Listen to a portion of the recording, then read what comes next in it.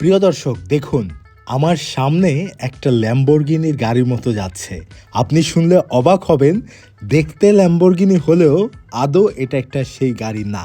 এটা একটা ব্যাটারি চালিত একটা অটো রিকশার ইঞ্জিন দিয়ে তৈরি। কি অবাক হচ্ছেন?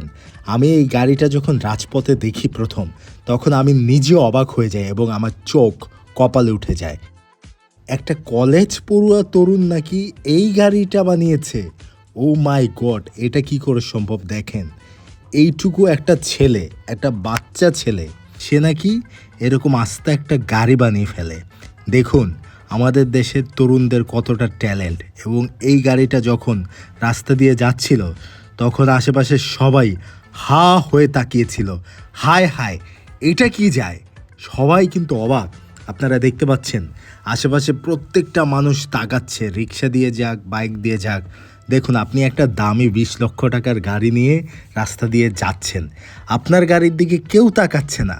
অথচ এই ব্যাটারি চালিত একটা সস্তা, একটা নিজের ক্রিয়েটিভভাবে তৈরি এই গাড়ির দিকে মানুষ হুমড়ি খেয়ে বলছে, হায় হায়, এও সম্ভব।